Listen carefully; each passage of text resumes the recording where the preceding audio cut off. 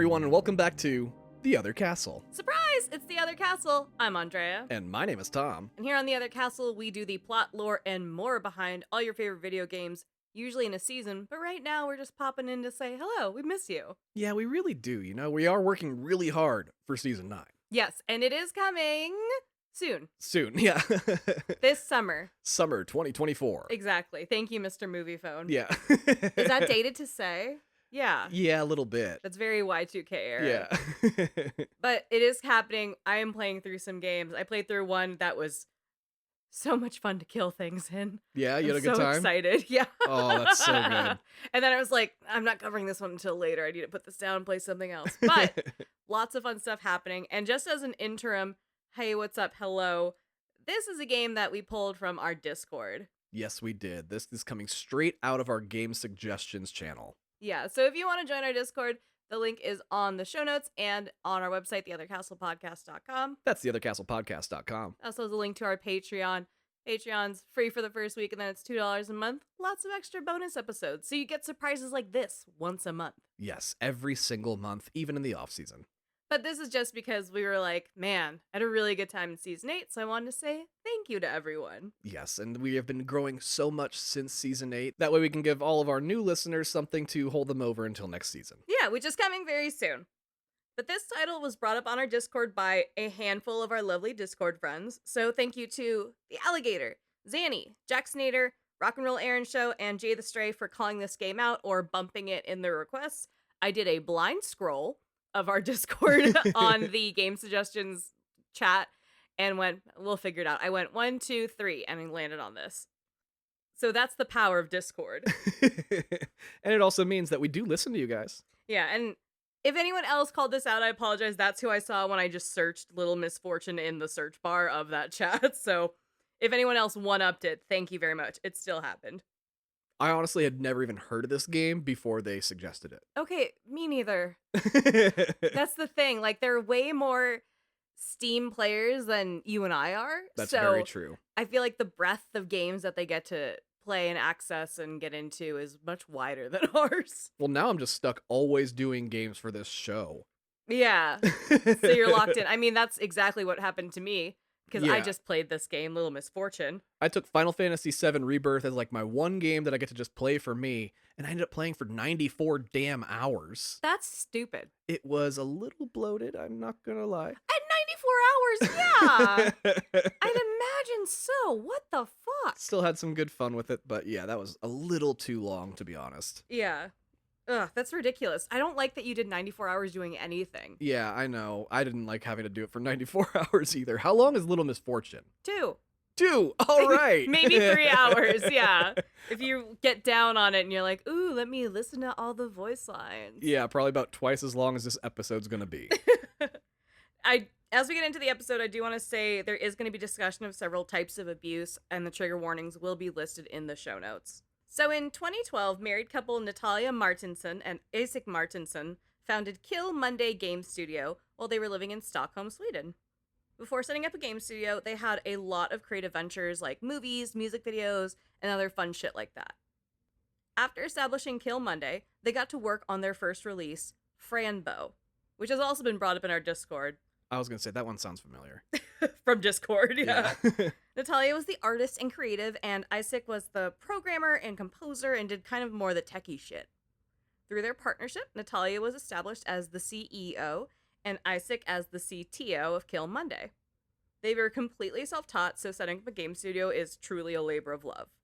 To help get the studio and project off the ground, they turned to Indiegogo with a goal of $20,000. They ended up raising over $28,000, which is awesome. That's pretty good. Yeah. And in the first month after release, Franbo had moved over 10,000 copies. Wow. It's not bad for a freshman title from a small indie studio. So small, it's literally just 2 people. Yes. It's kind of just an eccentric hobby, to be real. Like this podcast? Yeah. It's a couple that's like, we like video games. How can we be a part of this? Yeah. Oh, no. After Franbo launched in 2015, Kill Monday moved from Stockholm to Hedemora, which I feel like I butchered, I apologize, which is still in Sweden, and they got started working on the follow-up to Franbo. They started on a game called Different Galaxy, which was about a cat. Love that. We love a cat game on this show. Oh, so much. That game got put on pause, and in 2018, the studio announced that they were working on another secret game alongside Different Galaxy, and that one would grow into Little Misfortune. Okay. Little Misfortune has largely been lauded as a funnier game counterpoint to Franbo, but is still staunchly an indie horror experience. A funny indie horror. Which I did not realize this would be a horror game. Oh no. And went, oh, that's why kids are suggesting it. Hell yeah. Yeah, this doesn't seem like it's about a fucking scary story. Okay. And then you play it. And then it's a little silly? Yeah. It's so jarring. Little Misfortune's production came while the team started to expand from the couple to a total of 6 employees, which was very exciting for the small studio. Tripled their size. Exactly. And that's all the line item needs to say. They also got help from another studio in Stockholm to help finish out doing the cutscenes and the video animation there. Team Kill Monday was all hands on deck for Little Misfortune, so much so that CEO Natalia Martinsson ended up voicing the titular character, Misfortune. Oh wow, that's really cool. That's a very all hands on deck situation then. Exactly. It's giving a little Sam Lake going, I'll step in. I'll be Max Payne. I was actually thinking more Hades. Oh, okay, where they just had the developers be like, you have a sexy voice. Would you mind just hopping in the booth? Yeah, exactly. Can you imagine being in an all hands there? Just the absolute bisexual nightmare of hearing devs be like, hello, I've got the project ready for you. Right. And all you're those like, voices oh! are just real people. Yeah, attached to bodies. I don't know. That needs to be attached to a demigod. Oh, Aphrodite is my coworker? No, thank you. Yeah, HR. I mean, yes, please, but also no thank you. HR on deck. In Little Misfortune, the protagonist, Misfortune Ramirez Hernandez, is an 8-year-old Hispanic girl living in Sweden. That's a hell of a name. Well, Natalia herself is Chilean, so it worked out for her to voice a little girl because it's basically a tiny her. Okay. She was able to knock out her lines for the game over 2 weeks in 4-hour segments, which feels very fast. That's super quick. In addition to Natalia, Kill Monday hired Swedish actor Henrik Norman to play Mr. Voice. Henrik has 50 actor entries on IMDb, so this was a really cool get for the team. Henrik also had met Natalia previously when she asked him to voice a character in an animation school project, which he agreed to do for free. He has since been paid for his work handsomely, so it's okay now. Okay, that's good. The studio has actually released several weekly vlogs on YouTube during the production cycle of Little Misfortune, and I'll drop a link to that in our Discord. That's really cool. It's mostly clips of production and putting the game together and kind of what day-to-day life is in the studio. But it's fun and frankly really cool that they track their whole progress. Honestly, to put that kind of effort into a side project while working on a big project is kind of impressive. Across 6 people, yeah. Yeah. A lot of it is in Swedish, though, so I think a lot of the behind the scenes kind of went over my monolingual head, but I was like, oh, I like their energy. Fair enough. Little Misfortune was released on Steam on September 18th, 2019, and came out on consoles and mobile over the course of 2020 to mixed reviews. Some reviews lauded the game for being off-putting or unsettling, while some found it charming and fun. Overall, reviewers did say they enjoyed the acting and particularly found the protagonist charming, but the game itself was lacking. I'd be remiss to not call out that, in comparison, Franbo overall got much stronger reviews. But this is not the title that our Discord wanted to hear about, so we're going to talk about Little Misfortune. All right, then. I'm here for the listeners, not the fucking critics. To date, Little Misfortune has sold about 368,000 copies worldwide. It's not a crazy number, but for an independent studio, that's pretty good. Yeah, exactly. If it's a handful of people doing this, that's fucking sick. If this were a AAA, this would be so embarrassing. Yeah. But they did a lot on a little. Since the release, the company started working on quite a few games. Something called the Benjamin game. They're also working on a Franbo DLC and a Franbo sequel entirely. Nice. Unfortunately, games came and went and got canceled, and the team ended up having to let go some of their workforce. Oh, I hate that. I know. It's been happening so much in gaming right now. It can't stop in gaming. It Ugh. sucks. At the end of 2023, Kill Monday consisted of Isaac, Natalia, and one more full-time team member. Damn, so they cut their team in half now. They laid off half the workforce. Ugh. Terrible pull quote, but that is exactly what happened.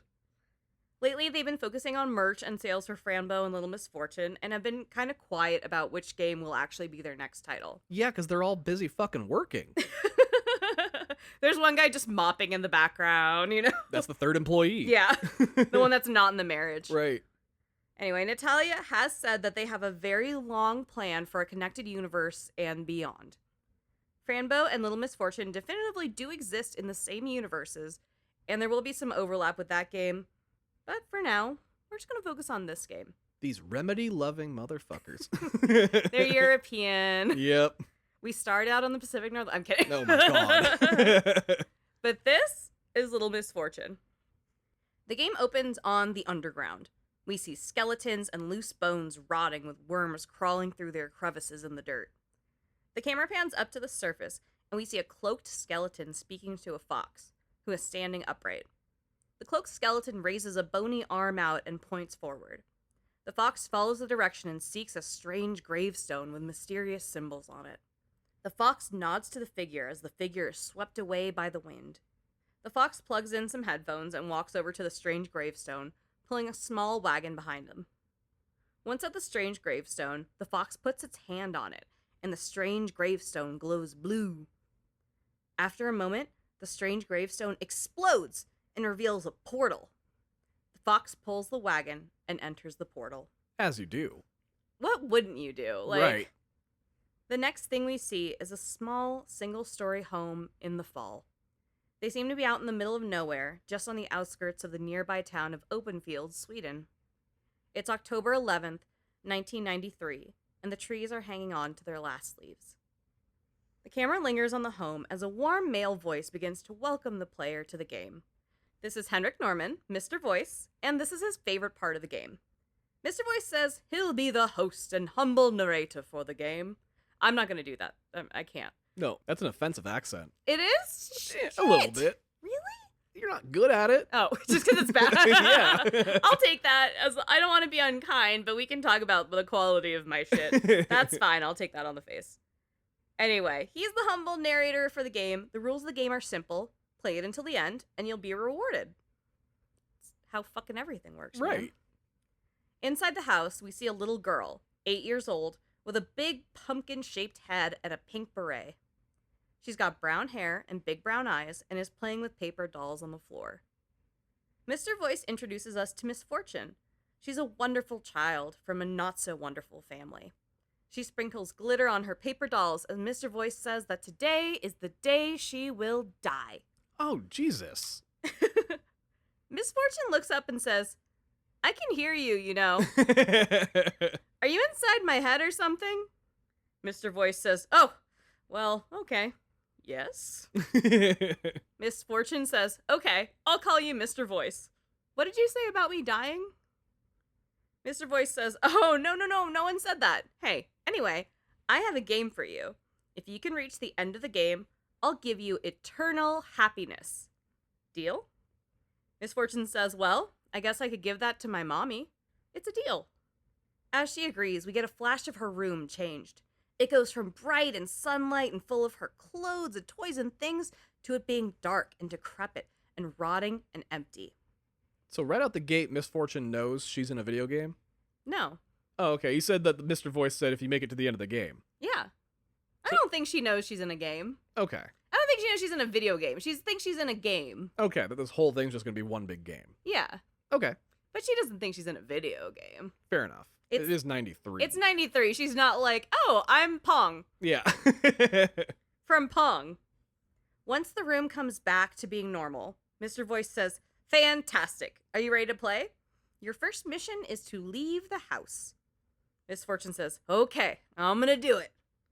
Before leaving, she dances a bit to the radio and then goes into a small fort she calls her secret spot and reads her diary to Mr. Voice. Her diary shows that her daddy hits her mommy sometimes, and when they scream at each other, she hides. She has also seen a fox near her window and has named him Benjamin. He has a striking resemblance to the fox we saw in the opening scene, but that probably has nothing to do with this. Probably not foreshadowing. She also has a Japanese friend named Hiro, who she says is a ghost. Hiro is a small boy who wears a green alien mask. In her secret spot, Misfortune also has a toy bear named Bubsy and a coloring book. Bubsy is a bear who fought a monster for Misfortune. He will guard the secret spot. She decides to take her coloring book just in case she gets bored on the adventure. Outside her secret spot, Misfortune picks up her glitter to take with her on the adventure. She fucking loves glitter. It's her favorite thing in the entire world. What kid doesn't love glitter? Sad ones. Yeah, well, it makes a damn mess everywhere. But it's pretty. Kids love making messes. Misfortune tries to take her toys with her, but Mr. Voice says she can only take one. She has 2 toys, one unicorn and one rock with bloodstains on it. That's her toy? I obviously chose the stone. And she says that stone is a stone that her daddy threw at her once. Oh my god. At? At. Not 2. And there are bloodstains on, so it seems like it made contact. Oh my shit. Under the bloodstains, there's a small smiley face that she drew onto the stone. Oh. But it's exactly as sad as you think it is. She tells Mr. Voice that she calls him Stony, because he's a stone. It's about as creative as Wilson from fucking Castaway. Yeah. But Mr. Voice says that she's very clever. Before she leaves, Miss Fortune sprinkles glitter everywhere in the room, screaming, "Happiness to everything!" And then she leaves. Once the room is empty, Mr. Voice addresses the player. He says, "Hey you, on the other side of the screen. Remember how I said she was gonna die? Let's keep that between us." Oh my god, how do you keep that between you two? Well, like most secrets, this one is not long for this world. Just like Little Misfortune. That's fair. Oh my god. In the hall, Miss Fortune talks a bit about her family. She says her mom wanted to get an abortion when she was pregnant with her, but it was illegal. Now she drinks a lot of wine. Miss Fortune stumbles down the hall and shatters a vase. She's embarrassed but resolves to try to fix the vase. She puts the pieces back together and it looks terrible, but she tried.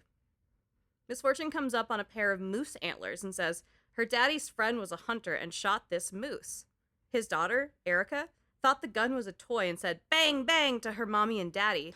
And then her parents died and she was really sad. Oh shit. And she says it in just the saddest way that only an 8-year-old child could. Oh my goodness. That is fucking too true to what happens in the world. We've barely got into this. I'm going to need you to pull it together Oh, for me. wow. This is going to be a dark one. Miss Fortune goes to the kitchen where Mr. Voice says, "Ew, it smells like cigarettes in here." Miss Fortune goes, "Yep, that's my mommy." She drinks a lot of juice. It was 93. There was a smoking section at fucking Chuck E. Cheese. Was there really? Oh, yeah. Gross. We see her mom raise a full fucking wine glass to her lips as she drinks her quote-unquote juice. Oh. Miss Fortune's mother is cooking rabbit soup, which smells absolutely awful. Miss Fortune opens the fridge and sees a bunch of dead rabbits. Not just the meat, like bodies of rabbits. What the fuck? She decides to throw glitter on them. As Miss Fortune sees her mother, she says when she grows up, she wants to be just like her mommy. No, you don't. A juice drinker. Oh. Miss Fortune throws some glitter on her mom as she leaves. Whenever Miss Fortune throws glitter at something, her heart swells a little bit and beats really hard. There are 16 instances in the game where she can throw glitter, and every single time, it's fucking adorable. Oh. Miss Fortune leaves her house and greets the outside by exclaiming, "Good day, morning!" She looks around a bit and tells Mr. Voice where she saw the fox named Benjamin.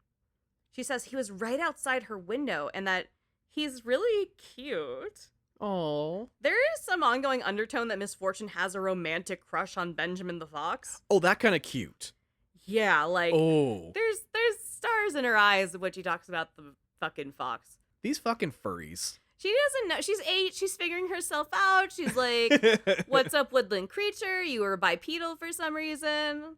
Maybe we should kiss." And there's something to say about kids that have gone through trauma or abuse perhaps growing up faster than some of their peers. Very true. And it's clear that she's had rocks thrown at her by her father. Oh, Jesus. So, there are factors going into what's going on with her.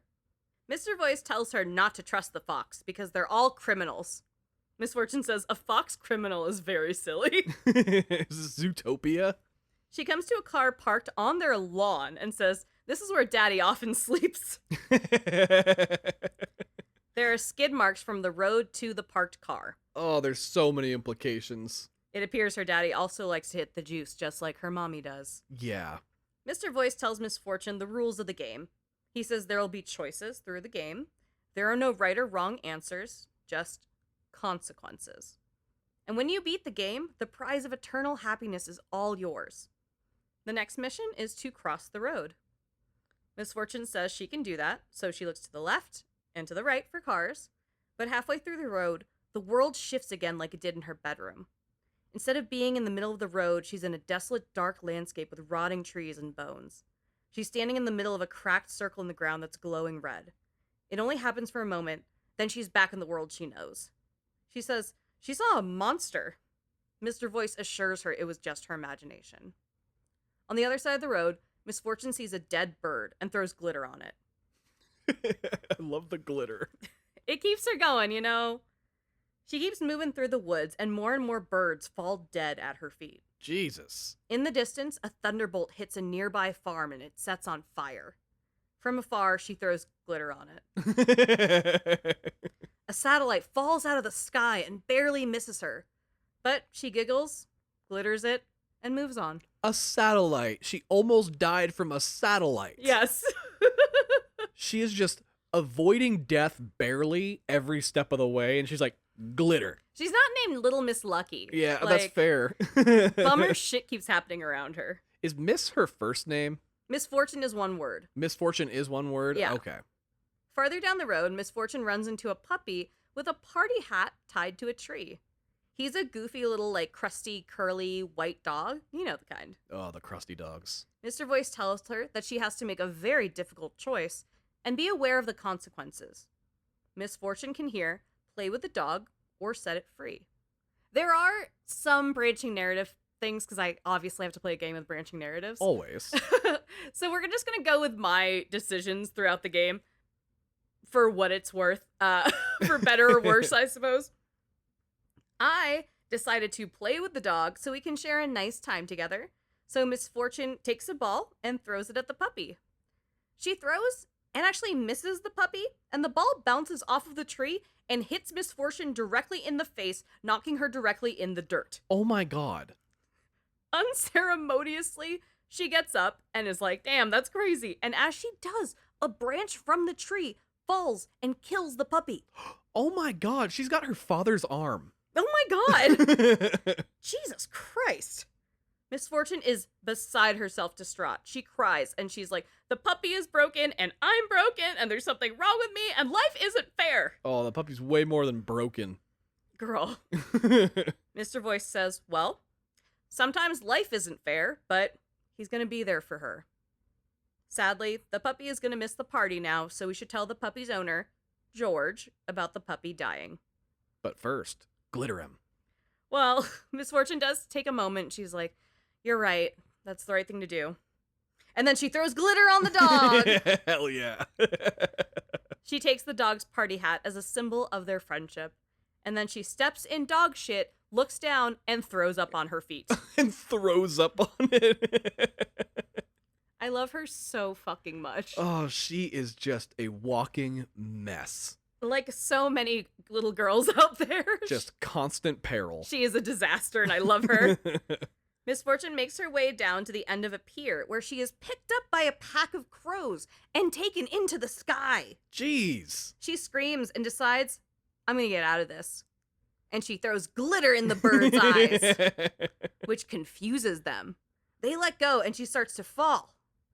And fall, and fall, and fall, and fall. How high up do these fucking birds get? I don't know, because Misfortune says this is taking a really long time. I've been falling for 30 minutes. We didn't even go that high up. Like, she fucking roasts the birds and was like, this was stupid. A white bird flies by her. It's wearing sunglasses, several stacked gold chains for some fucking reason, and is shaped like a hand flipping the middle finger. Misfortune goes, that was a rude bird. He flipped her the bird. Yeah. Somewhat gracefully, Misfortune lands back on the dock. She says, why didn't I break my legs and die? Mr. Voice tells her she must be very good at falling. She likes this and says, well, thank you. Mr. Voice and Misfortune talk to each other about the puppy and how they'll tell George, the owner, that the dog died. Misfortune resolves to do the brave thing and tell George the truth about his dog dying. Mr. Voice appreciates this decision. Down the pier, Misfortune sees a fish that jumped out of the water onto the dock. Misfortune names him Rodrigo and wonders aloud if he likes sushi. I bet he does not like sushi. Well, she comes to the conclusion that sushi is just kind of tiny pieces of Rodrigo. Yeah. That's why she's curious. He'd be the sushi. Misfortune makes her way to George's house. She knocks, but no one answers. Misfortune lets herself in, and immediately there is a dead fish floating in a fish tank, just belly up. Rodrigo. It's not Rodrigo, Okay. It's a different fish. Rodrigo's just loose in her bag right now. Misfortune says that once she saw a man floating like that dead fish in the lake. Oh my god. Which is so horrific. Of course she did, though. There's a painting of a man and a young boy on the wall. They look like father and son. Misfortune looks up and says she wishes she had a picture of her with her parents like this. As she does, a translucent figure of the same boy runs past the window. Misfortune saw him, but doesn't look too far into it. She just says, "Hello?" "Oh, that was nothing." Further in the house, Misfortune enters a room and only sees feet dangling from the ceiling. Mr. Voice tells Misfortune, "Oh dear, George has hung himself." Oh, just straight up says it. Yeah. Misfortune asks, "Like a piñata? Should I hit him like a piñata?" Poke it with a stick. Mr. Voice is immediately uncomfortable and tells Misfortune they should leave because the man has died. Please don't hit him like a piñata. Right. Misfortune tells George, "Now that you're dead, your puppy is gone. I liked the puppy." She throws glitter at the corpse and says, "Happiness to George the piñata." The person that's going to come around investigating all this shit is going to be so confused. We have an art teacher murderer. You're like a serial killer whose little MO is they spray glitter everywhere. Honestly, slay. It ruins all of the crime scene. No one wants to deal with it. All the No. cops are like, "We're not going to that site. There's glitter everywhere. Send me to the blood and sludge crime." Right. Mr. Voice leads Misfortune into the woods, where he warns her that all foxes are evil, so keep your eyes open. Misfortune accepts this and wanders deeper into the forest. She sees a straw doll with a small note that says, "Everything begins with the song of a jackdaw." She pockets it, and Mr. Voice asks her what she has. She chooses to lie to Mr. Voice and says she has nothing. Oh. Misfortune keeps going and sees a fox. She says she recognizes him as Benjamin, the fox she has a crush on. Right. Benjamin is painting a red circle in the dirt with rune shapes inside and 2 lit candles. It looks like a ritual. Mr. Voice tells her to attack Benjamin before he kills her. But Misfortune says, "No, that's a nice fox." As she goes up to him, he runs away. Mr. Voice says, "Ugh, we are safe now." Mr. Voice, who is wildly relieved that the fox has run, tells Misfortune that they need to find a magical cave nearby. Misfortune says, "Okay," and then just giggles to herself. As they leave, Misfortune stands in the circle the fox was making. She says, "It's pretty cool Benjamin likes to paint. Do you think he's an artist?" Mr. Voice tells her to keep going, but Misfortune goes to finish the circle Benjamin was painting. We get a flash of the world outside the circle in a dark, deserted wasteland. It's dark, decrepit, rotting, and empty. Then it all flashes back to normal. Misfortune heads deeper into the woods. Misfortune finds this cave that they were looking for, and there's police tape at the entrance of the cave. Always a good sign. Right. Mr. Voice encourages her to explore. Misfortune likes the echoes of the massive cave, so she's like, "All right, let's fucking do this." She starts heading into the dark of the cave, and something small and fast flies by her feet. She didn't get a good look, but we, the audience, did. And I don't think in a million years you'd guess what just ran by her feet. I was thinking a rat or scorpion. It was a hamster in a tiny hamster-sized sports car. What the fuck is this game? Give me 10 seconds. No, just look at me. 10 seconds, okay? I'm gonna trust you on this one. Misfortune soon runs into an underground hamster strip club. It got weirder. There's a big neon sign that says, "Live nude hamsters, XXX." It's like the little fucking town in Beetlejuice. There's There's a uniformed bouncer outside checking IDs. Of course there is. There's a group of hipster hamsters smoking cloves outside. Hamsters drove up in their Kia. It is a Soul, sir. Oh, is that what it is? It's a Kia Soul, I think, yeah. There's also one super drunk hamster barely keeping it together, just swaying outside the club. And right in front of Little Misfortune, who is easily 3 times the size of one of these hamsters. I was wondering if she was hamster-sized or if she was still people-sized. Nah, she is who she needs to be. One hamster is robbing another hamster at knife point. Knife point. Mr. Voice asks if Misfortune is going to do anything about it, gives her the opportunity, and she says yes, and she breaks up the fight. She picks up each hamster, one in each hand, and makes them kiss each other by smashing their faces together, and then they both run off. They're so confused. Misfortune sees the robber hamster drop something in the scuffle and investigates. His knife. She finds a small plastic sandwich bag with about 20 small white tablets.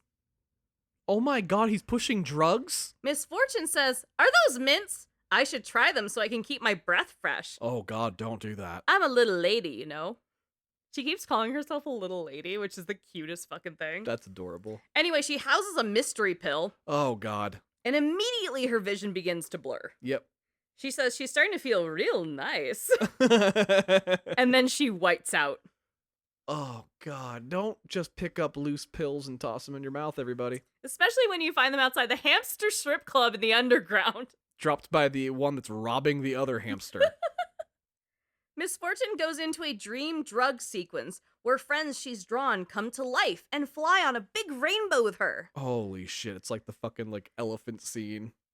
And then the crows come. The crows pick at her friends and the rainbow and envelop her in a blanket of darkness. Misfortune wakes up sometime later, face down in her own vomit in front of the hamster strip club. She says, "That wasn't minty refreshment at all." She hasn't eaten enough to throw up as much as she has. She's thrown up so many times already.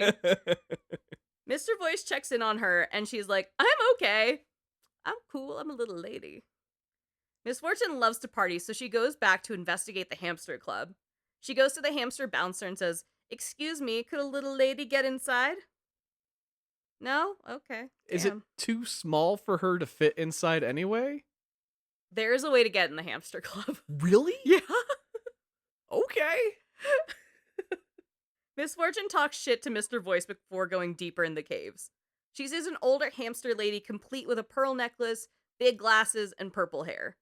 It looks like she's been robbed and she's missing her purse and she's on the ground. Oh no. Misfortune tries to help her, but she just flies off and runs back to the club. Misfortune's like, "Well, damn," and goes over to a ladder and escapes the underground. So this playthrough didn't have it.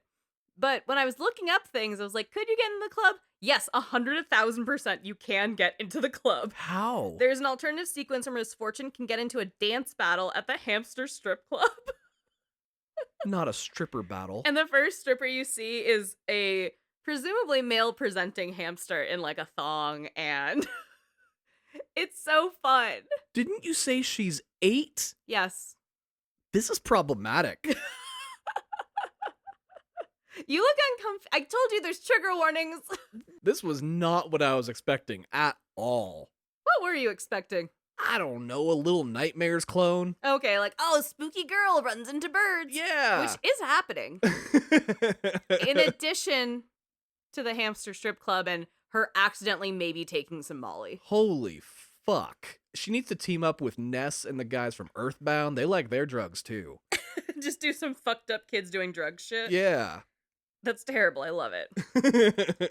Misfortune comes out of the cave to the underground tunnels and pipes where she sees more hamsters doing hamster shit. She has to get by them to get out of the underground, but they're blocking all the exits with all their hamster shit. And to be clear, hamster shit is crime. I was gonna say, you keep saying hamster shit, but these hamsters are unlike any hamsters I've ever seen. Well, one is doing some Breaking Bad science shit. One is counting money, and one is patrolling with a shotgun. A hamster-sized shotgun. He's like, I feel the need to clarify. Misfortune finds a crate of acorns inconspicuously marked squirrel speed and he uses a slingshot to distract the hamsters. Squirrel speed. Yeah, so it's like, it's the shell of an acorn, but inside there's a little dime bag in there. Of speed. Of speed. Nice Jesus. little 8-ball for acorns. Misfortune manages to trigger a fire alarm, and as the hamsters leave, they give Misfortune the opportunity to escape. As Misfortune walks by the setup of the lab of the Breaking Bad hamster, she tells Mr. Voice her daddy had a science project like this in their basement. She doesn't know why, but her mommy was really mad about it. I can understand why. Because he was cooking meth? Yeah. Yes, I understand. Outside on the surface, the scene shows a manhole cover. We don't see Misfortune yet, so Mr. Voice takes the opportunity to talk to the player. He tells them, I totally get this is difficult to not know what's going on with Misfortune, and if she's dying or not dying, if she'll get the prize of eternal happiness. Totally get it. He says he personally hopes she does get it for what it's worth. And then he clears his throat and tells the player to act normal, because she's coming. Misfortune busts out of the manhole cover and asks, Where am I? Mr. Voice tells her she's on the way to the prize of eternal happiness. Misfortune walks down the sidewalk and sees a poster for a missing child. It makes her uncomfortable and she says, maybe she should go back home.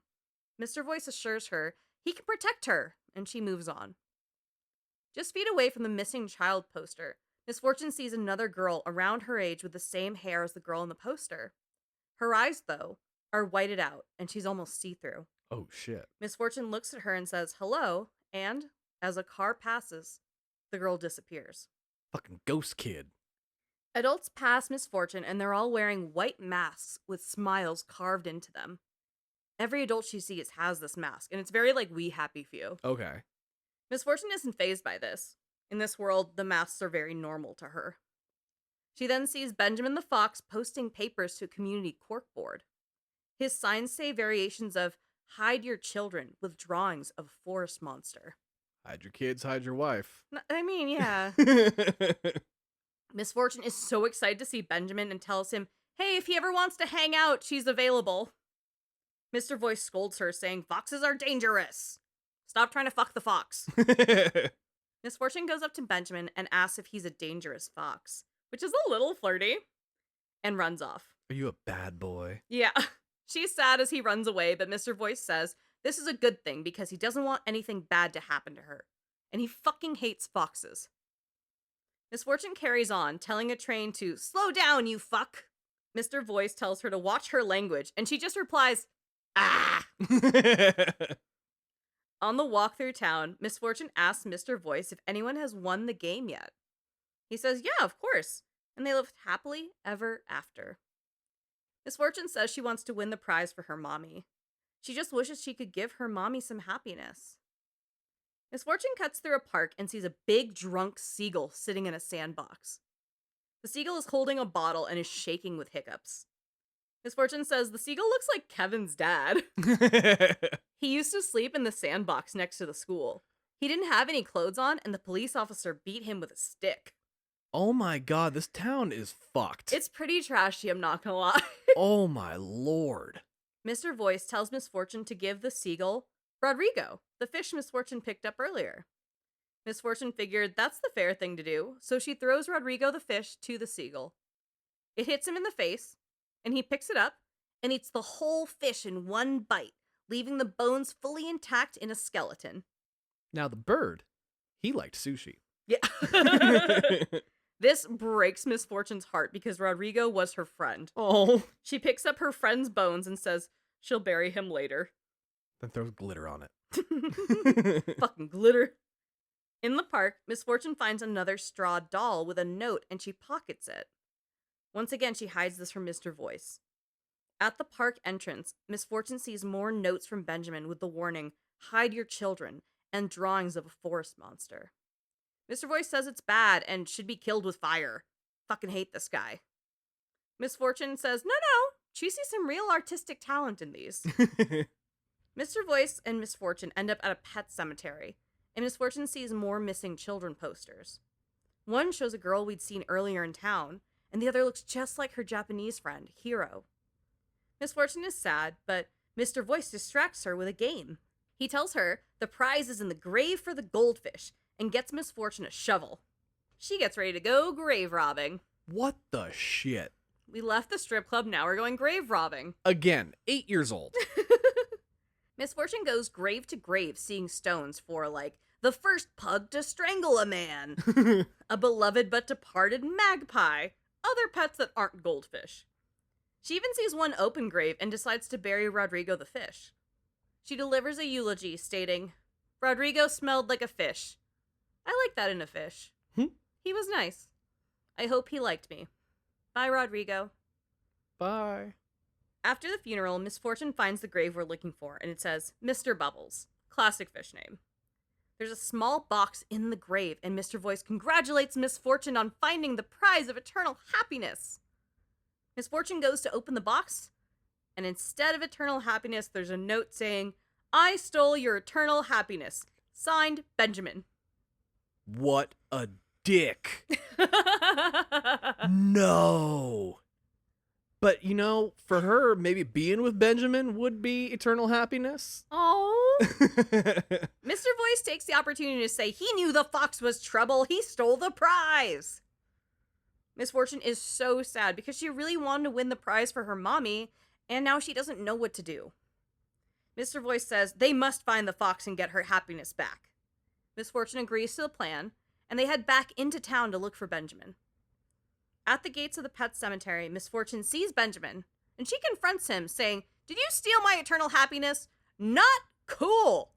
And Benjamin turns to look at her.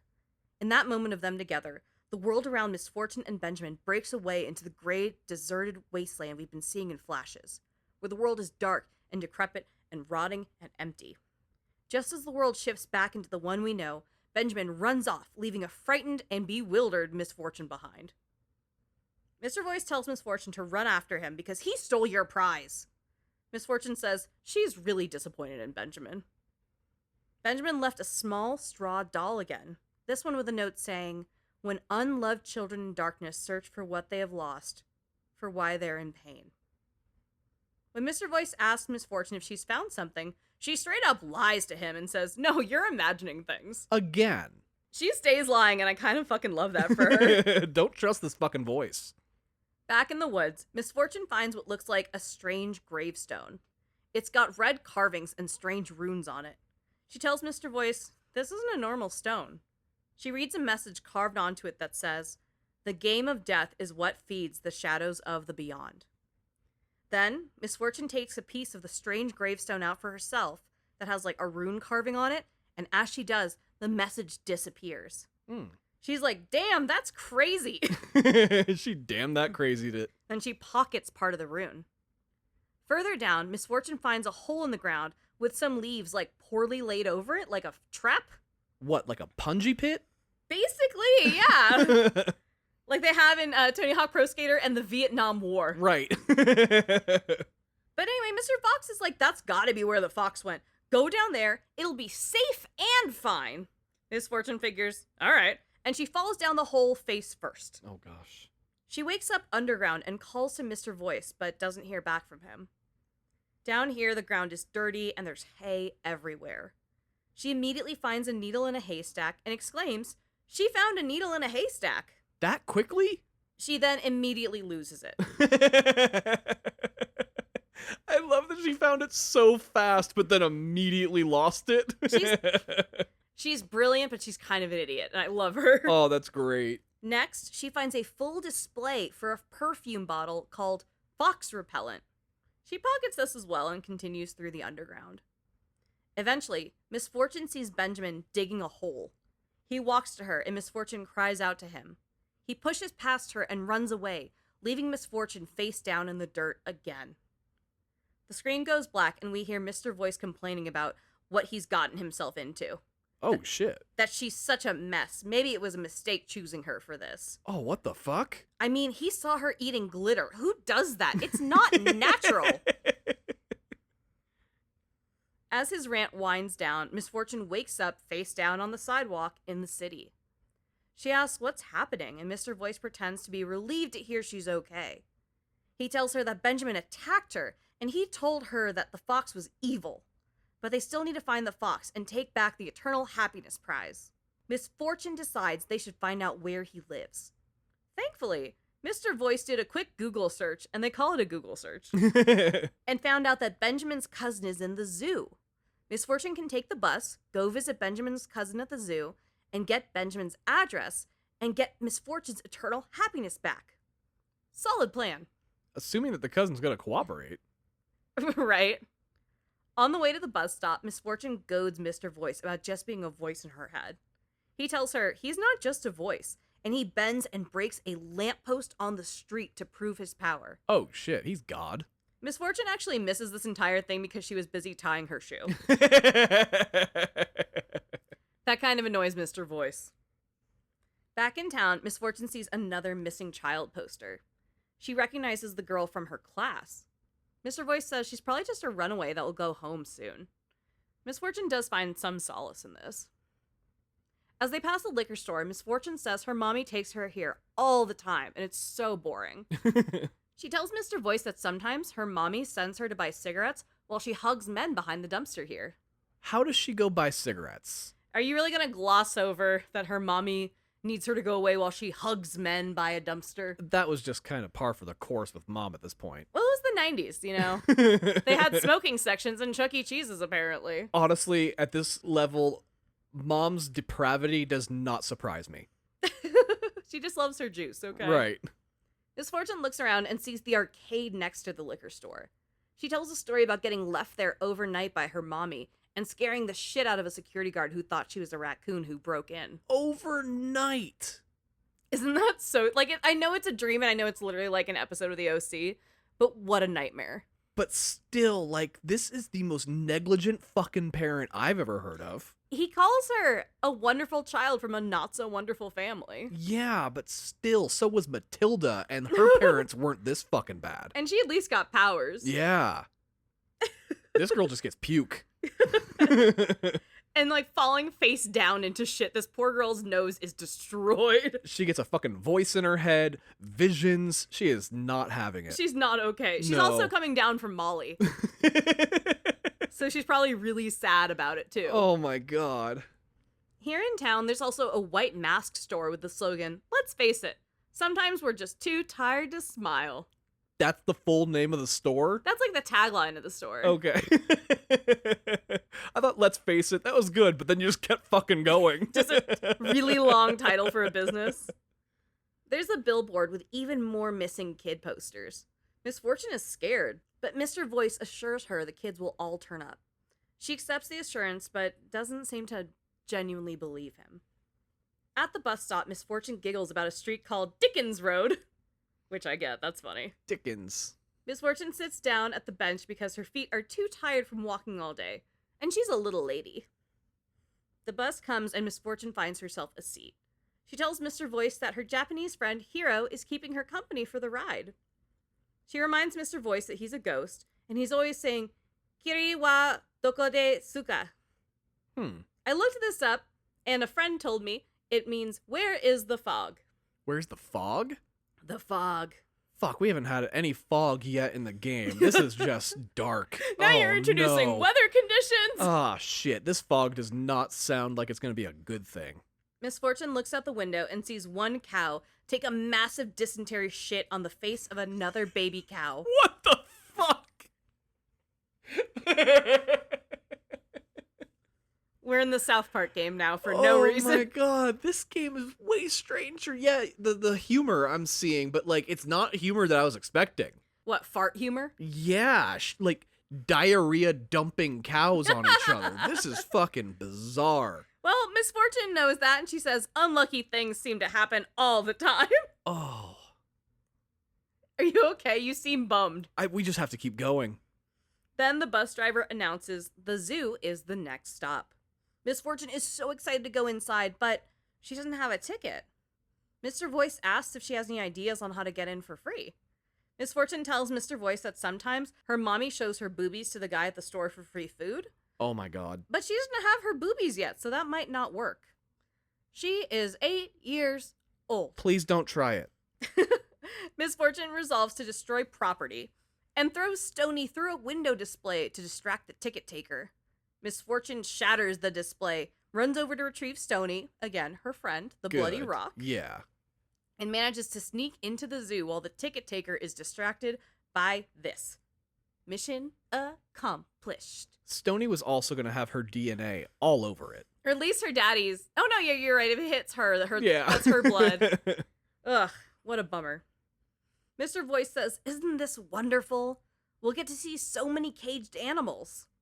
Miss Fortune clocks that he said caged animals, and that's kind of sadistic as fuck to say. A little bit. But then Mr. Voice diverts to complimenting her sneaky sneaks. Then directs Miss Fortune to find the wolves. They know where Benjamin lives. That's who we need to see. On the way, Miss Fortune sees a few caged birds. The first one she sees is a parrot, who is a pirate wearing a bandana. She doesn't like this bird and tells it to give yourself a fuck. Mr. Voice says, "Oh dear, we need to get your happiness back as soon as possible. You are a dark child." Yeah. The next caged bird is an owl with glasses, a scarf, and it's reading a book. It has looked like any asshole in a coffee shop in 2012. The last of the caged birds is an old friend, the rude middle finger bird from the sky. Hell yeah. Miss Fortune looks at it and says, "Somehow I feel offended by this bird." She reads the informational sign to see what its name is, and it's called the Fuckadilius, the genus Fuckadilius dischidius. Fuckadilius dischidius. Yes, that's its genus. Mr. Voice tells her not to be offended because the bird doesn't know what it's doing. At the wolf cage, Mr. Voice and Miss Fortune run into an issue. They have to go through an area of the zoo that is closed and under maintenance. Miss Fortune goes to sneak past the maintenance worker and immediately falls on her face. She says she's a little ninja lady. While they're right behind the worker, Mr. Voice tries to hype her up and give her focus.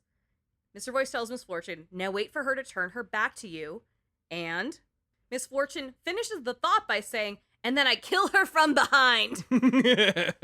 Bewildered, Mr. Voice says, "What? No, why?" Miss Fortune says, "That's what the ninjas do in movies. She's seen, all of them." Mr. Voice says, "No, this isn't a movie. Just when she turns around, move quickly." Right. "That's all I was trying to tell you." Miss Fortune goes, I got it." Miss Fortune runs past the worker and falls flat on her face again, twice, but makes it to the other side. On her way to the wolf cage, there's another strange gravestone. It's big and glows red like the last one when the runestone is placed in the center hole. When the strange gravestone is whole again, the message lights up saying, "The path to Center City is twisted by malevolent games from the beyond." Miss Fortune removes the runestone and the message disappears, just like the first one. Mr. Voice tells Miss Fortune not to pay any attention to the silly rocks. They get to the wolf exhibit, and Mr. Voice instructs Miss Fortune to enter the wolf cage to get Benjamin's address. Miss Fortune solves some puzzles to get into the cage, and along the way finds another straw doll. This one's message says, "When broken hearts are chose to receive the gift from beyond." She again hides this from Mr. Voice. In the wolf cage, Miss Fortune simply walks in. The wolf inspects her, it smells her, and then it simply walks out of the cage. Miss Fortune is so sad that she's scared off the wolf. She's like, "Animals fucking hate me." Oh. Mr. Voice is surprised the wolf didn't maul her and goes, "Oh, that was unexpected, Almost had a Harambe situation there. girl." Then he points out a note for Miss Fortune to grab. The note says, "My evil cousin's address, Fox," with an address in open fields. Miss Fortune now has Benjamin's address, and Mr. Voice says that they can get the prize back for eternal happiness. He says the fastest way to Benjamin's house is to take a boat that's accessible through a local goth festival, Phantasmagoria. Miss Fortune loves spooky shit. Of course, she's a little goth girl, and she is so excited. She's always wanted to go to Phantasmagoria, and now she gets to go. Mr. Voice and Miss Fortune catch up a little on the walk to Phantasmagoria. They pass a lot of missing children posters. He asks her some questions like if she's ever lied, and she admits she lies to a friend about something. Her friend thinks Miss Fortune's dad picks her up after school, but really, she just waits until her friend isn't looking and runs into the woods to get home. Oh. Mr. Voice says, "That is so sad." Yeah. On the event grounds, Miss Fortune is so excited for all the spooky shit. There's ghosts and clowns and all sorts of ghouls and things. She runs off into the festival and leaves the player alone with Mr. Voice. Mr. Voice calls out to the player saying, "Hey you, She deserves to have a good time, so make the right decisions for her. We catch back up with Misfortune as she explores Phantasmagoria. There's a carousel or a haunted house she can ride, and stilt walkers like wandering the streets. It's really cool. That's awesome. Misfortune goes out to a jack-o'-lantern and tells Mr. Voice that the kids at school have called her a pumpkinhead. He says he can see the resemblance. Honestly, you called her a pumpkinhead earlier. Well, that was a literary technique. Misfortune says she doesn't know what resemblance means, but she is suspicious. Misfortune says, hey, there's free candy, but it's really just spilled candy that's on the ground of a festival. Mr. Voice tells her not to eat it, but it's free candy, so of course she does. Right, she's already eaten loose pills. Her stomach is immediately in pain, and then she has a vision. She learns nothing. No, she's 8. She's in the basement alone and is pulled up by a giant fox arm to dinner with her mommy and her daddy. Her daddy is a straw man that looks like the straw dolls she's been finding all over town. The straw daddy sets on fire, and she sadly watches her heart beat. The vision ends, and Misfortune is pale and swaying and looks, like, visibly nauseous. Mr. Voice tells her he told her not to eat it, but Misfortune throws glitter and says, happiness to Misfortune! And now all is better. To cheer herself up after this, I had Misfortune ride the horror house, which is like a scary haunted house dark ride where aliens and the swamp thing pop out and scare her. She is scared, but she does it, and after she gets out, she says she's feeling dizzy. Mr. Voice talks her through it and tells her they need to go find a boat. Misfortune heads through the event and sees her friend Hiro, the Japanese ghost boy. She calls to him, but he vanishes into thin air. Misfortune moves on to the games area of the event. There's a shooting game that uses real bullets in a minigun for some fucking reason. A minigun. Misfortune goes to play, and because it's a fucking minigun, it destroys the entire booth with live ammunition. Holy shit. She breaks the carnival. Then she plays Whack-A-Fox, which unfortunately looks like Benjamin, but that does make Mr. Voice very happy. Misfortune goes to the back of the event where there's a small pier. At the end of the pier is a black swan boat with fairy lights through it. The boat is headed by a cloaked skeleton, the same one we saw at the game's opening. They are silent as Misfortune hurls a chocolate gold coin at them and boards the boat. Mr. Voice makes a joke about the boat encountering a kraken. Misfortune doesn't know what a kraken is, and Mr. Voice doesn't explain what it is, so begins to seep into her psyche. Later, in the middle of the lake, Misfortune is singing a song dedicated to the elusive kraken. And now I will read you the lyrics. Please. Oh, kraken, if you appear in front of me, I will see you. And if I see you, I will know it is you, sweet kraken. Come up in front of me right now. That's the whole song? She stops singing and realizes it's very quiet. Then Misfortune asks Mr. Voice if she could pet the kraken like a doggy. Misfortune shifts her focus to the cloaked skeleton. She starts asking them questions, and she speaks non-stop at them while they remain completely silent. Eventually, in the middle of the lake, the cloaked figure jumps out of the boat and into the water. Oh my god. Mr. Voice says that's what happens when little ladies ask too many questions. It makes people want to drown themselves. So now we're getting misogynistic about it? I mean, it's that, and it's also you talk too much and people want to unalive themselves because of it. It's very rude. Misfortune goes, it'll be fine. Because she might be a grizzled old man about it. Right. Luckily, they arrive on the shore, eager to see Benjamin the Fox. On the shore, Misfortune sees a ton of discarded toys. Mr. Voice tells Misfortune there's something very wrong here. Something is coming. Hide! Misfortune is weary of this, but moves forward. Just out of reach, over a fallen tree, is Hiro, her Japanese friend. He looks at her, then vanishes. Misfortune leaves the shore and heads into the woods. In the woods, she sees a collection of big rocks and pulls out Stony. She tells him, look, Stony, this is your family. I love her for that. I was just thinking she's probably really comfortable in the woods since that's her way home every day. Yeah, right? Misfortune heads in deeper and eventually falls and gets her little foot stuck in a tree root. Never mind. As she tries to get free, the world shifts again to the deserted gray landscape. The lush forest around her is dead. She looks over and sees a massive clawed hand reach out at her. She says, it's the monster! Mr. Voice, can you see it? He doesn't respond to her. Misfortune gets free and sprints down through the woods away from the monster. Mr. Voice returns, asking if she's running away from the fox, because he's pretty sure it was the fox. Misfortune insists that it's the monster and then falls flat on her face. She, thankfully though, fell right in front of Benjamin. Benjamin had binoculars and was investigating something when Misfortune fell at his feet.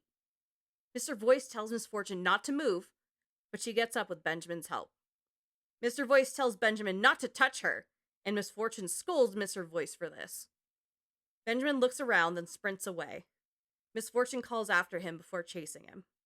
So is it unclear whether Benjamin could hear the voice or not? I think he could. He's sort of like, oh shit. Okay. What's going on here?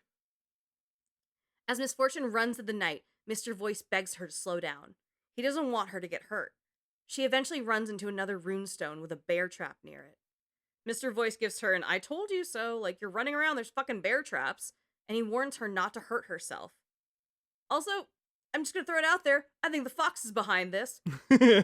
Poor Benjamin is not trusted at all. No, and like, Mr. Voice even puts a cherry on it. He goes, I don't like the fox, by the way. We know. Sir, we know.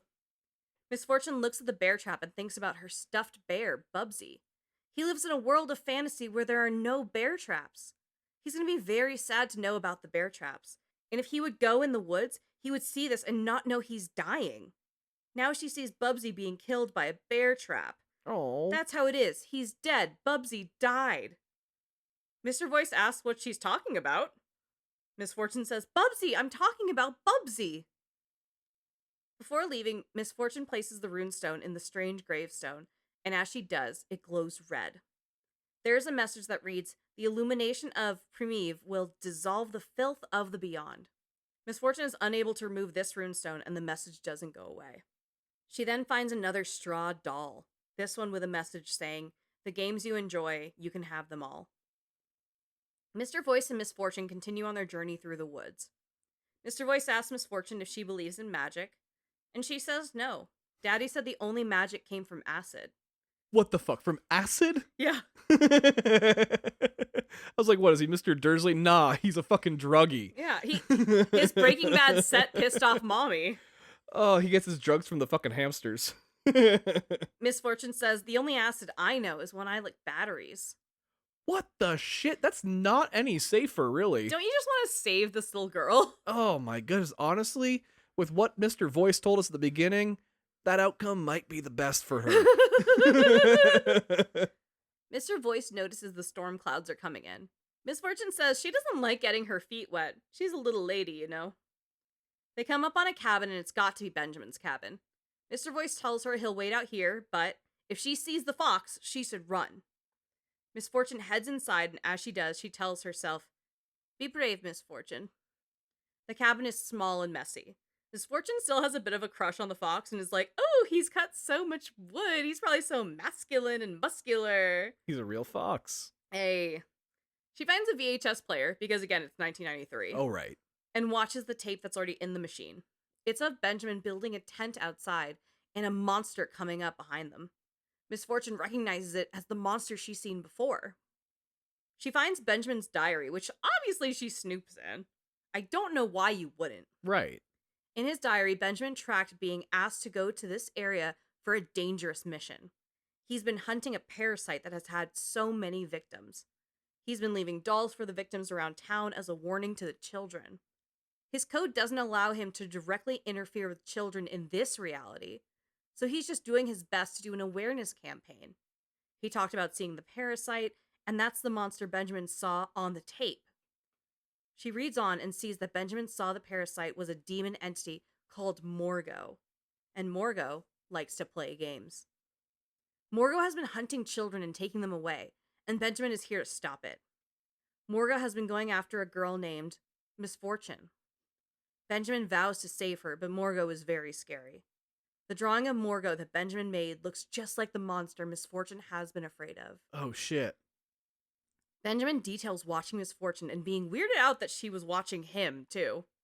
After reading this, Misfortune's like, oh my god, he's probably in love with me. Yes, read into it what you want to see.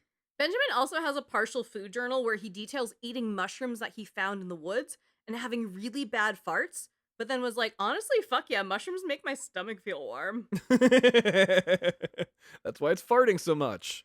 Benjamin has watched Morgo start to talk to Misfortune earlier today. Benjamin notes that Morgo is confused by the charms of Misfortune, and after reading that, Misfortune is like, oh my god, I do be talking too much. The last entry is Benjamin hyping himself up to be courageous and confident today. He made himself a good breakfast tea with herbs from the woods, and he was getting a funny feeling from them. He was getting ready for something big, and may have drugged himself. Jesus, so much drugs in this game. Drug use. Misfortune put his diary back and snoops around more in the cabin. She sees the cooled cup of tea on his table and figured, she'll have a little bit. Oh god, this girl's gonna drug herself again? This is not the first time today this has happened. Holy shit! She romantically says, this must be Benjamin's blend. She sips it and says, ah, it tastes like his fluffy paws. Yeah, it tastes like dirt. Then the music slows down and Misfortune's vision begins to blur. She says, I feel weird before slipping into a catatonic hallucinatory state. You know when the last time we saw this happen? Like, not that long ago. Leisure Suit Larry. Shut the fuck up. They're gonna be like, at the hamster strip club, but nah, it's worse and more depraved. Misfortune sees herself on a lakeside picnic with Benjamin. They sit on a blanket and drink juice and eat sandwiches. There are hearts in both of their eyes as they fall in love over PB&Js. They begin to hold hands and fly through the sky when they're attacked by crows. The crows pick at their hands and they are separated. Misfortune comes to lucidity in a puddle of her own vomit. Go figure. She's confused and scared, but she shakes it off. Benjamin enters the cabin through a secret staircase in the floorboards. Misfortune offers to share the Eternal Happiness Prize if he just gives it back. A thunderclap booms through the cabin, and Benjamin goes to run back and forth in the cabin. Misfortune asks if Benjamin is afraid of thunder. Benjamin grabs his diary and points to the drawing he made of Morgo. Morgo is here, and Benjamin has to be courageous and confident. Mr. Voice calls out, saying, you can't hide the children. Benjamin is worried and runs down the secret stairs. Misfortune follows him under the guise of Benjamin rescuing her as if she was a girl in trouble. She's really over-romanticizing this assault. Oh, the entire time. Misfortune tumbles down the staircase and lands directly on her face. The stairs lead into a basement. Behind a painting in the basement is a small secret passage leading into another room. Misfortune has no other choice, so she climbs a stool and jumps to throw herself through the passage, but she kind of gets stuck in the middle. She's limp on the top and the bottom half of her body as she flops to push through the hole in the wall. As she does, she gets nervous and she starts farting up a storm. She goes, toot, toot, toot. And then she goes, shh, little butt crack, be quiet. This is a ninja mission. Little butt crack. The farts come out as small green clouds, and it's the most darling shit. This is Natalia's favorite part of the game. Deeper in Benjamin's secret room, Misfortune finds tunnels leading out of the woods. As she leaves, she gives herself some affirmations like, hell yeah, I get up, I keep going, I am little lady Misfortune! Emerging from the tunnel, Misfortune finds a baby deer. She pats it on the head and is so excited to see it. On the route she's on, she sees Benjamin's bag and wonders if he's in trouble. Mr. Voice returns and tells her he is very disappointed in her. Misfortune tells Mr. Voice to stop playing games, that he was lying to her and that's very sucky, that you're the one taking the children and that the eternal happiness is a lie. Mr. Voice says, no, we're playing the game. Misfortune says, you can't make me. Mr. Voice says, oh, yes, I can. And he sends crows down to trip her, and Misfortune lands on her fucking face a fucking again. He was sending the crows the entire time, wasn't he? Dun dun dun. Oh, this Morgo motherfucker. She is annoyed, and she says she doesn't even want eternal happiness anymore. This angers Mr. Voice, and he says he'll see her at home. Misfortune calls him a freaky monster, and she starts going through Benjamin's bag. She finds another straw doll. This one says, at the end of the road, you realize you already signed the deal. That's foreboding as shit, just straight up. She finds a study guide made for the students of the University of Sensordist Technology on exterminating parasitic beings from the beyond. Right. She finds pages on Morgo, the parasite Benjamin was studying. The notes call out that Morgo seemed friendly, but lures victims to play dangerous games.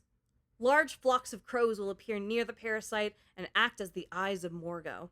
The book says the protector must warn the victim about the parasite with dolls, writing, paint, etc. Morgo says, "Oh my god, I love to paint. We should paint sometime." Oh my god.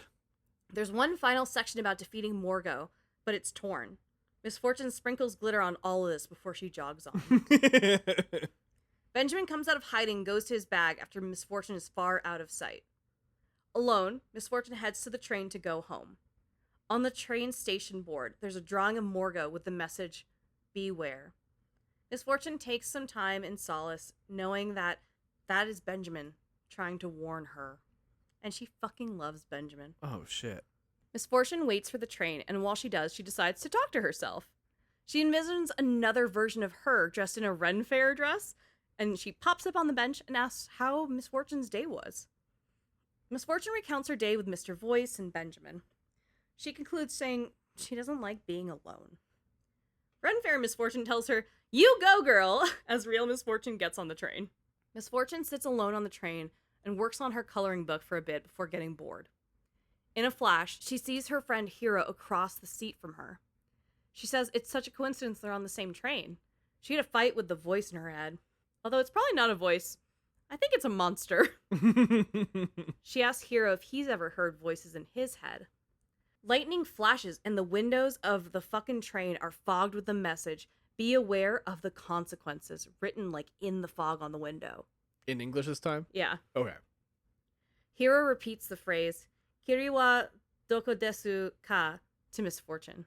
She asks him what it means, and then Morgo's arm reaches through the train and picks up Hiro. Oh, shit. He screams, "Tatsukete," which means, "help me." Morgo peels Hiro away and leaves Misfortune all alone again. And as Hiro disappears, the fog on the windows disappear too. The train pulls up to Misfortune's home station. She says she hopes to get to see Hiro again. She's scared to walk all the way home alone. There's signs from Benjamin that say, "Hide your children," and it just kind of makes her sadder because it makes her think of him. Misfortune walks a little further and comes up on 4 young adults, all with white smiley face masks, talking. Misfortune tries to get their attention, but they ignore her. She gets mad and says, "Well, if that's the way you treat little ladies, give yourself a fuck." I love when kids don't know how to curse. Yeah, and they just kind of put things in weird positions, and you're like, yeah, man, go for it. Sure. Misfortune finally makes it back to her house, where she notices Daddy's car is missing. The house lights are glowing red, which Misfortune says she likes. She doesn't think it's scary at all. She opens the door and finds her house deserted and abandoned and decrepit. Her parents are long gone. There are cracks in the wall and the furniture is gone. Oh, shit. Misfortune follows the path of her house, finding nothing but windy echoes bouncing through bare walls. Misfortune wonders what happened here, and Mr. Voice rejoins us. He congratulates Misfortune on winning the game and tells her there is no more eternal happiness for her. She says she doesn't care, but Mr. Voice reminds Misfortune that she needs to win that eternal happiness for her mother. She rolls her eyes and says, "Fine, I do need the happiness. What do you want?" Mr. Voice tells Misfortune, oh, she'll love this new game. He moves her back to her bedroom, and it's just like in the morning. It's bright and sunny, and Misfortune is on the ground playing with her paper dolls. Mr. Voice introduces us to Misfortune. She is a wonderful child from a not-so-wonderful family. Don't be a time loop. Are you okay? No, are we in a fucking time loop? She sprinkles glitter on her paper dolls as Misfortune realizes that she's done this before. She says, "You say something about me dying today, right? That doesn't even happen? Are we playing another game or like what's going on?"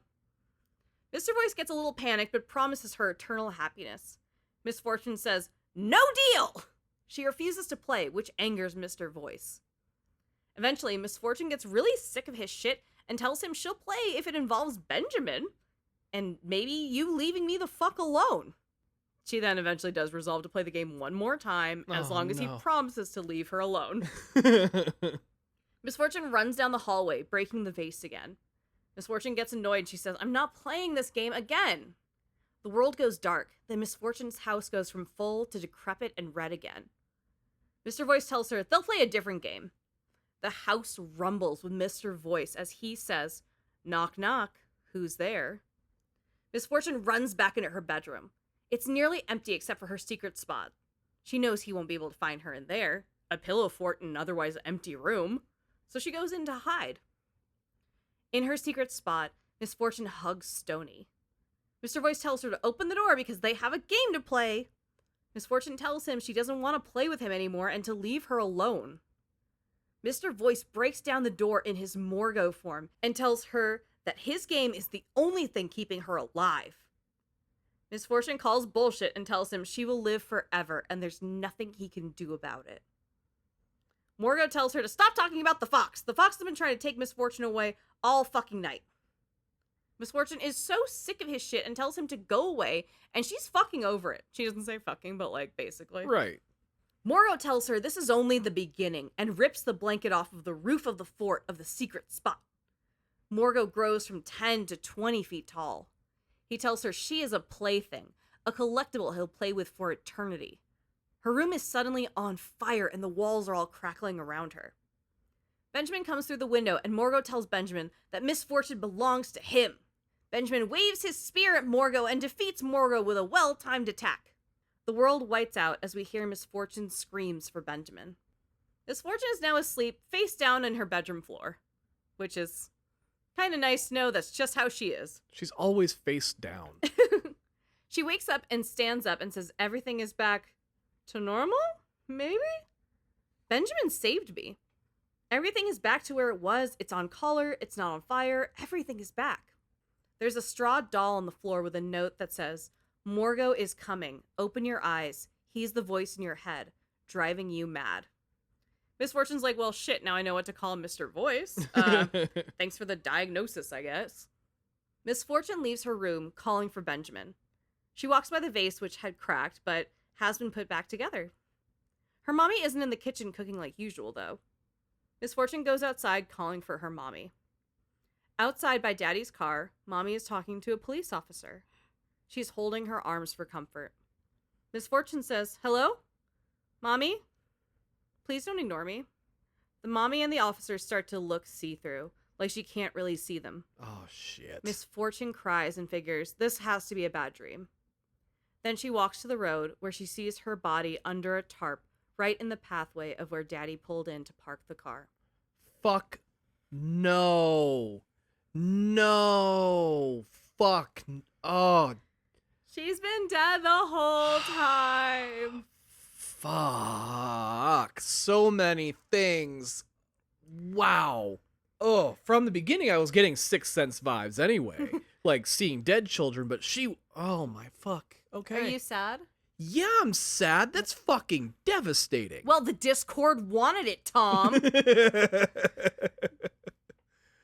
Oh, wow. Misfortune lays beside herself, crying. Literally. Benjamin comes to her and hugs her tight. She asks, what's happening as she dries her tears. She says, we need to go? All right. As she leaves, she tells her mommy that she's going to go somewhere with Benjamin. And she's a little lady, you know? That's what I am. She tells her mommy as she goes away, I guess I was your little misfortune for a while, but you need to find your own happiness now. I'll love you forever. Benjamin leads Misfortune to the yard where he opens a portal. The portal is blue and a electric circle to another world. The world she had been seeing flashes of all day. It's a world that's dark and decrepit and rotting and empty. Benjamin and Misfortune enter and walk through the fog. They see the puppy with the party hat. Misfortune is excited to see him again, but doesn't really understand the implication of seeing him again. Right. She sees small creatures and bugs and spooky things, like cameos from other games like Frambo. Misfortune makes it to a tree with crystals. Each time Misfortune spread happiness with her glitter, one of the crystals will light up. Misfortune releases the happiness from her glitter into the tree, and then rings the bell that was hanging off his scythe, which is like that stick thing that the fucking death images use. Right. The ground shakes and a bridge is formed, taking Misfortune from one cliffside to another. At the base of the opposite cliffside, Misfortune finds a straw doll. The note on this one says, all around disasters seem to disappear. Deep inside the fog, you defeat him. A door opens and Benjamin is inside. Misfortune calls after him and then Benjamin disappears.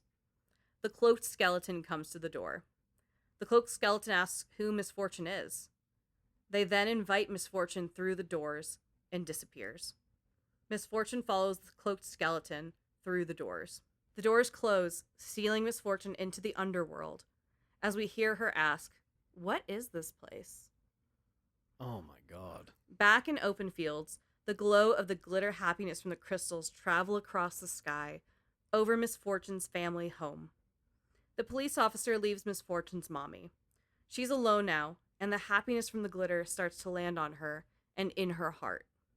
Misfortune's mommy takes off her mask and begins to smile, having finally received the happiness her daughter always wanted from her.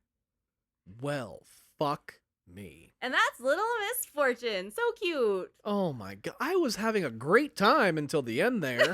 It's not a uplifting game for sure. Like, I was fully ignoring the bio shots that were going on throughout the story because I was like, no, this is a story about an 8-year-old. So Mr. Bubbles is about a fucking fish, not about fucking, you know, a big daddy and the fact that we can't trust the person talking to us.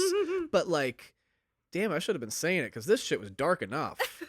You really should have lightened it with binge drinking. Yeah. Yeah. I feel you. No, it's a bummer. Everybody else was binge drinking anyway. Holy hell. Just out here hugging dudes behind the dumpster. Wow. Now, if you don't manage to find all the glitter touch points, you don't get that last scene of the mother taking her face off. Really? You're just like, damn, that sucks. Holy shit. I got it on my first try, which I was very proud of. Well, very good then. Yeah. I played this on the Switch. It was fun. It's very cute. It's very sad. I think I mentioned on some other stuff like, hey, I'm playing something right now. It's a fucking bummer. And I can't play for long periods of time because it makes me too fucking sad. That's right. You said that while we were like doing other things. And you're just like, I want to play this game. And then you played it for like 10 minutes and you put it down. Like, what's wrong? You're like, it's so sad. It's a bummer. No, it for sure is. But it is what it is. And it's fun. I get it. It is very funny. Like, her being mad at her own little butt crack for farting is very fucking funny, objectively. You can go to a dance-off in a stripper place run by hamsters. It's kind of fucking great. Like, what was that shit? Hamsters. But, all right. Honestly, after a while, I was just like, I'm just on this fucking ride with you. So there's also another split that's kind of funny. When you go up to the puppy, you can either play with him or set him free and be like, hey, come with me. Or like, oh, let's just play and have a nice memory. I always opted to play with the puppy because I think that's cool. But if you set the puppy free, the puppy will kind of walk with you. And then by the time you get to the beach, it'll be picked up and eaten by birds. There is no saving the puppy. Not in this world, baby. It's such a bummer, but it's really cool. All right, I'm going to take your word for it. I don't know that I'm going to play that one. I think it works for people who liked Night in the Woods. Oh, you love that game. It has a similar sensibility. I can see that aligning. So if you like Night in the Woods, this could be your jam. Well, that's really great. Yeah. Well, anyways, Goombas, that was another episode of The Other Castle. If this is your first time listening to us, please don't forget to like and subscribe and do all the different things you can do. If you want more of me, I just did a guest spot on the What's Your Ness podcast. That's right, you did. And that's a video one, so if you want to see my face moving around while I tell these stories, that's available on YouTube under What's Your Ness podcast. That's NESS for Ness, right? Yeah, we can link that in the drop notes too. And you can also go to our website, theothercastlepodcast.com. That's theothercastlepodcast.com. Over there, we have all sorts of links, like to our Discord, which, like we said, we pulled this episode directly from there. Yep, you made me do this. I love the bullying. Thanks, guys. As well as a link to our Patreon, where for $2 a month, you can help support the show, as well as get monthly access to episodes of the Other Castle Side Quests, which is our Patreon exclusive series. That's theothercastlepodcast.com. That's not how that works. I promise I was paying attention. Anyway, so we do want to give a big shout out to our patrons because they are the people that make this show possible. So we have Ian, Danny, Zyra, Ari, Big Cat PDX, Rawr, Chase, Alfredo, Mikolaj, Tomas, Amber, Berserk Panda, Quinn 1993, Damien, that chunky boy, AJ, Paul, Omar, Aaron, Cerise, Molly, Krisha, Molly Mock, Jackie, Jacob, and Ellen. Holy shit, there's a lot of you now. Thank you so much. This is fucking great. We appreciate it. And you will be having a fun Patreon episode from Tom coming up, but I don't want to spoil it. And If you're just in it for the long haul, we will be back in the summer with a full 10-episode season very soon. Oh my goodness. And I also just want to say that this next season, over half the episodes are Discord requests. Are they really? They are. I fucking love our Discord. I do too. Hell yeah. Although you did make me play something very sad, I love you all very dearly. Hey, you know what? You guys have made me play some games I would have never played otherwise, and I am loving the shit out of them. That's what's so up. I am really happy about it. The listeners of the show have very good taste, in my opinion. I think so, because they listen to us. And they have pretty eyes. All of them. Every single one of you. Well, anyways, Goombas, this is Tom and Andrea reminding you. Don't eat candy you found on the ground. It's probably drugs. Also, don't eat drugs you found on the ground. It's definitely drugs. And don't skip the cutscenes. Bye!